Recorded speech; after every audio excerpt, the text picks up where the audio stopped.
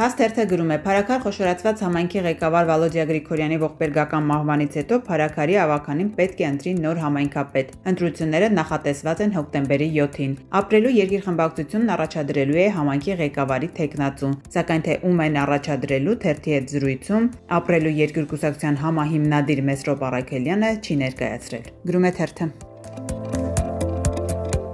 Հրապարակ թերթը գրում է. Փաշինյանը ձգտում է ամեն գնով նվազեցնել կախվածությունը ԵԱՏՄ-ից եւ Ռուսաստանից, հատկապես հայկական ապրանքների արտահանման առումով։ Դրա համար մտածում եմ, որ անհրաժեշտ է գտնել նոր շուկաներ, հատկապես ասիական եւ եվրոպական, թեև հասկանում եմ, որ այդ դեպքում երկիրը կորուստներ կունենա, զրկվելով այն արտոնություններից, որոնք կան ԵԱՏՄ-ի հետ համագործակցությունից։ Թերթի տեղեկություններով կառավարության ֆինանսական բլոկում քննարկվում են բյուջեի հավանական դեֆիցիտը կրճատելու, ռիսկերը նվազագույնի հասցնելու հարցեր եւ բնականաբար գլխավոր լուծումը տեսնում են հարկային օրենսդրության փոփոխությունների, այսինքն հարկերը բարձրացնելու մեջ։ Իսկ ինչ է առաջարկում Նիկոլ Փաշինյանը, նա 3 ուղղությամբ է տեսնում լուծումը՝ բարձրացնել հարկերն այնպիսի ապրանքների վրա, ինչպիսիք են ծխախոտը, ալկոհոլը, վառելիքը, սահմանել շքեղության հարկ, խստացնել եկամտահարկի շրջանակը բնակչության համար։ Դա հասկանում է, որ ընտրություններից առաջ դա չի կարող անել, դա կնվազեցնի իր վերարտադրվելու շանսերը, ուստի մտադիր է այս փոփոխություններին գնալ խորհրդարանական ընտրություններում հաղթելուց հետո։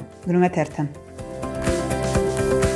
Հրապարակ թերթը գրում է. Քաղաքացիական պայմանագրում քննարկվող թիվ 1 թեման 2026-ի նախընտրական ցուցակն է, ով որ հորիզոնականում կհայտնվի, ով դուրս կմնա։ Թերթին պատմել են, որ տարբեր շրջանակներից փորձում են ջերմ հարաբերություններ հաստատել նորընտիր վարչության հետ, խնդրել, որ իրենց համար բարեխոսեն վերևներին, անցողիկ տեղերի համար։ Սակայն ինչպես ասում են, քաչալը ճար ունենա, իր գլխին կանի։ Վարչության որոշ անդամներ վստահ չեն, որ առաջատար դիրքերում են լինելու։ Թիմում խոսում են, որ Փաշինյանից բացի ցուցակի ձևավորմանը նաև արտաքին փայատերեր են մասնակցելու, որ ուսամետ տարրերը բացառվեն։ Գրում է թերթը։